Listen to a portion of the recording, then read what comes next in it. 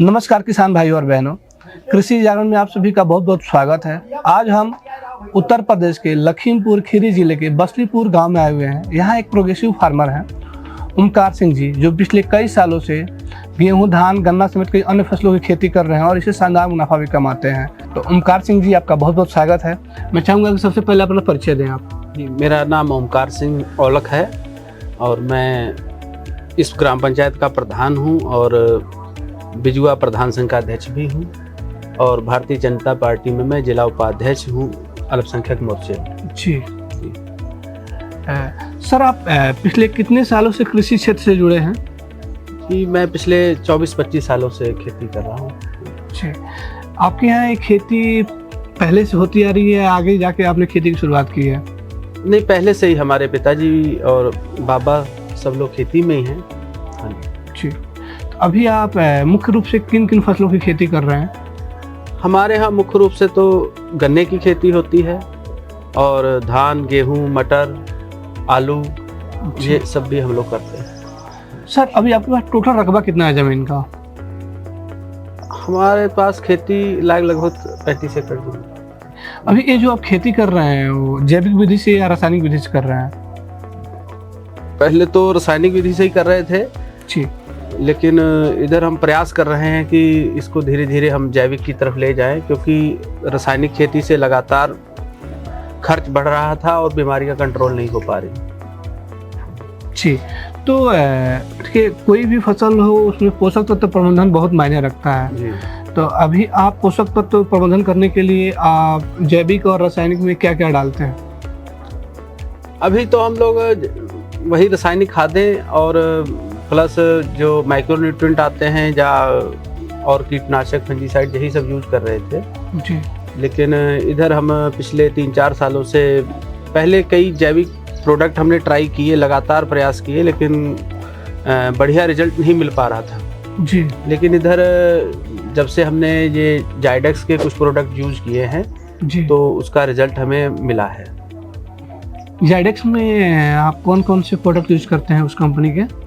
हमने एक जो इनकी किट आती है जाइटोनिक किट, जी, वो डाला है और जाइटोनिक एम भी डालते हैं अलग से। अच्छा और एक स्प्रे आती है सुरक्षा, अच्छा, उसकी स्प्रे हमने मटर में भी, हमको रिजल्ट उसका ठीक मिला है।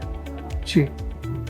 अगर हम बात करें रेशियो की, तो अभी आप जो जैविक खेती की ओर बढ़ रहे हैं, तभी रासायनिक और जैविक का कितना रेशियो है आपके फार्म में?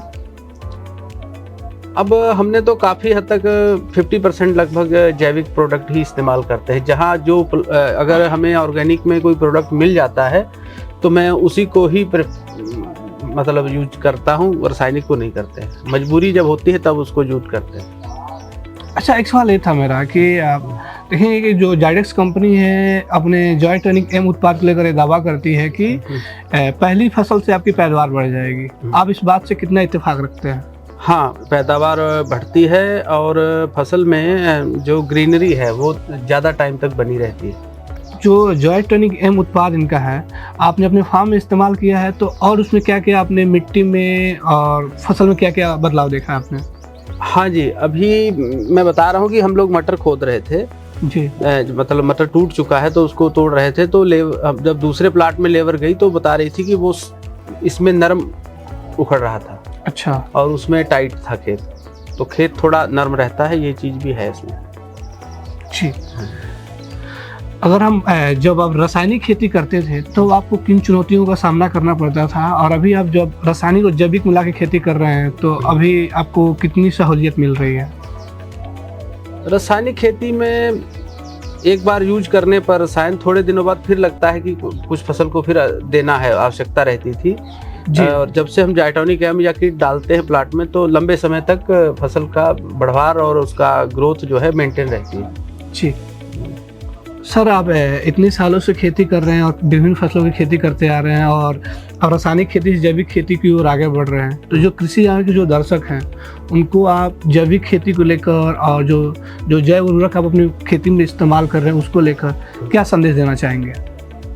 देखिए, मैं तो यही कहना चाहूँगा कि सबको इस ओर प्रयास करना ही होगा, आज नहीं तो कल, क्योंकि लगातार हमारी जो भूमि है उसका कमज़ोर हो रही है, उसकी मर्दा शक्ति कम हो रही है। तो हमें अपने लिए भी और फसल के लिए भी, दोनों की सुरक्षा के लिए जैविक, अधिक से अधिक जैविक चीज़ों का उपयोग करना चाहिए। मैंने यहाँ पर और भी अपने सभी मिलने वालों को, यहाँ सबसे पहले मैं ही यूज कर रहा था, लेकिन आज वसलीपुर में ही काफ़ी किसान है जो हमारे देखे इन प्रोडक्टों का इस्तेमाल करते हैं। इसके अलावा भी हम लगातार डीकम्पोज़र और केचुआ खाद भी बनाते हैं हम। और फिर हमें भैया ने बताया कि जैसे केचुआ खाद में काफ़ी मेहनत लागत लगती है, तो हमारा प्रोडक्ट है गोधन, तो उसके द्वारा भी हम अपनी जो गोबर की खाद है उसको और बढ़िया कर सकते हैं। तो हमने गोधन का भी इस्तेमाल किया है। अच्छा, ये गोधन के बारे में थोड़ा और बताएंगे आप हमें कि गोधन क्या है, कैसे इस्तेमाल होता है? गोधन को हम गोबर पानी में मिला के घोल बना के उसको गोबर में मिलाते हैं अच्छी तरीके से। उसके लगभग 3 महीने बाद ये बिल्कुल गोबर जो है वो सड़ जाता है और उसका रंग काला हो जाता है, जैसे एक जैविक खाद आती है।